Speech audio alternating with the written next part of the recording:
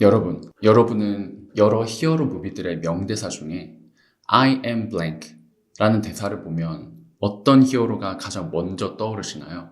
스타워즈의 다스베이더가 말한 I am your father? 그것보다는 21세기라면 아이언맨의 I am Iron Man 이 가장 먼저 떠오르시겠죠. 그런데 사실상 대부분의 히어로들은 아이언맨과 다를 게 없습니다.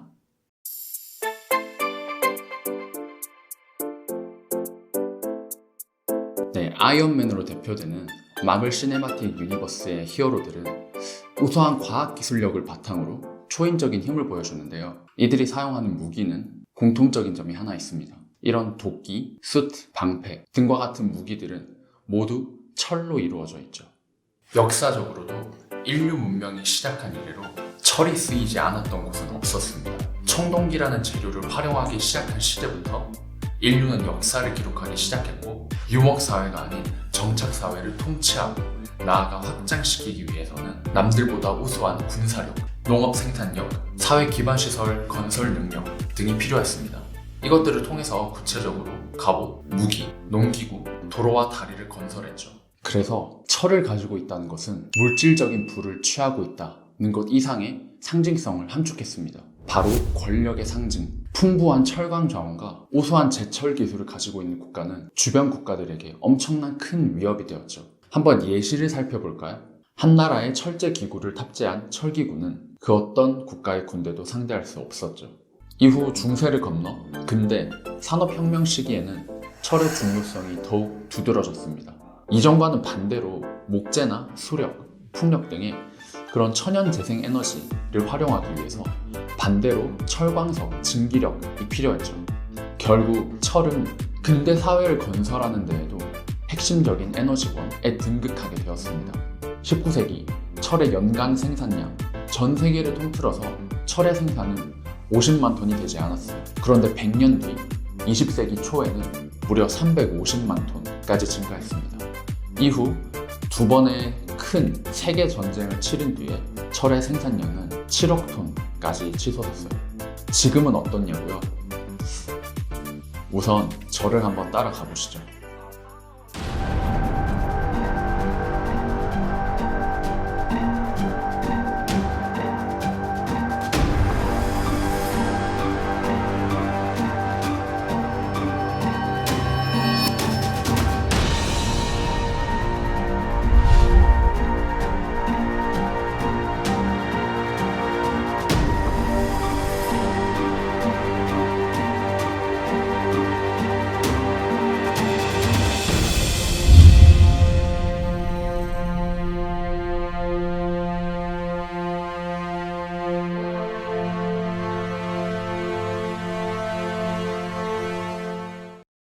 한국도 한국 전쟁을 치른 후에 빠르게 전후 복구를 하기 위해서 국가 성장 동력을 제공할 수 있는 제조업 분야에 많은 투자를 했습니다. 오늘날 한국에서 내로라 하는 대기업들의 초반 성장 동력 그리고 현재까지도 가장 기반이 되는 사업은 바로 제조업이에요. 그런데 사람들이 다소 간과하는 게 뭐냐면은 바로 제조업이 재고시를 하기 위해서는 우수한 품질의 철강이 있어야 된다는 거예요. 우리가 사는 집을 짓기 위해서도 뼈대가 튼튼해야 하죠. 그래서 제철 기업이 정말 중요합니다. 제조업 비중이 높은 우리나라 같은 경우에는 정부 주도하에 포항제철과 같은 제철 기업을 직접 운영했었죠.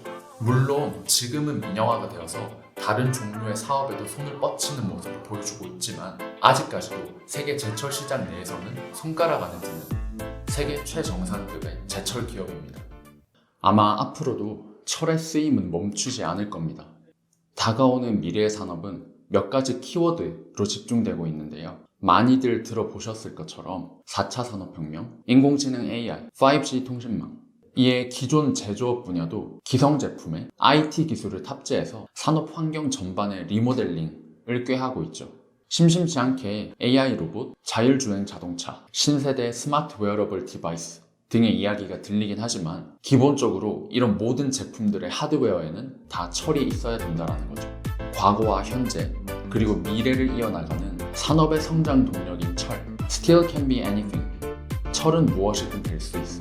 라는 슬로건처럼 그 실용성과 무한한 성장 가능성이라는 측면에서 철은 아주 뛰어난 가치를 가지고 있다. 이런 점을 강조하는 내용을 지금까지 다소 거창하게 이야기해 보았는데요. 그럼 제가 오늘 철 이야기를 하는 목적은 무엇이냐?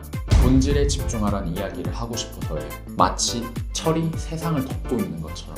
이어지는 영상에서는 무한한 가능성이라는 키워드의 이면에 대해 이야기해 보려고 합니다. 그러면 이만.